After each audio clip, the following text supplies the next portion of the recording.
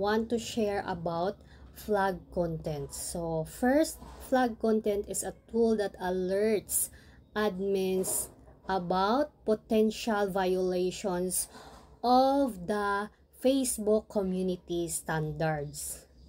So the content that is flagged and held will be hidden while it waits for an admin to take action. Hello! So ngayon nandito na tayo sa aking tools and then i-click natin tong page recommendation. And then ito yung aking page recommendation. So, meron akong flag content.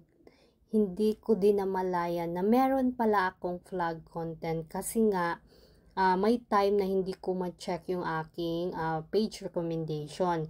Minsan naman ma-check ko siya. So, ngayon, ipapakita ko din sa inyo kung paano natin i-remove yung ating flag content. So, i-click lang natin tong manage content. And then ito, what happened? Here is the content that hurt your good standing. So, i-click natin yan. And then ito yung dahilan kung bakit nagkaroon tayo ng flag content. So, ayan. So, yung video ko is fish lang yun and tsaka yung fresh malunggay. But then, nahagip siya dahil nga sa radio nga merong nagsasalita. And then, hindi siya nakakabuti sa ating community guidelines dito sa ating Facebook. Kaya yun, nagka-flag content tayo. So, kailangan talaga i-check natin yung mga background ng ating mga video, yung mga words na sinasabi natin sa ating video, yung mga nahagip na mga salita sa ating mga video before natin siya i-upload para hindi tayo magka-problema. Tapos pwede naman siya pag meron talagang hindi maayos, yung hindi nakabubuti na mga salita, pwede natin siyang i-mute kapag nag-edit tayo and then palitan na lang natin ng yung mga music na yung pwede nating gamitin para at least safe yung ating account.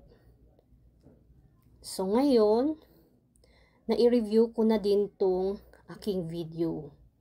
So, and then, itong take action. So, manage admins.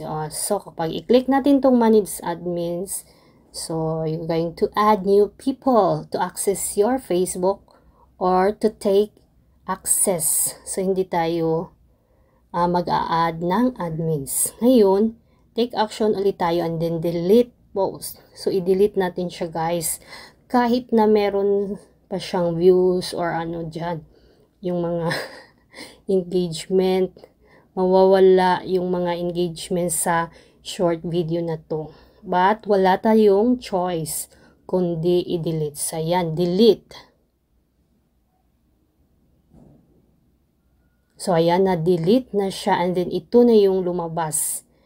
Page has no issues na. So, ngayon, nandito tayo ulit sa tools. Bumalik tayo. And then, i-click natin ulit yung page recommendation. Kasi nga, katatapos lang natin i-delete yung video na nagkaroon ng flag content. So, ito na siya yung aking page recommendation. Recommendable. So, ayan. Content is recommendable. Page has no violations. So, yun lang po. Ganun lang po ang gawin para ma-solve nyo rin yung mga flag content na meron kayo.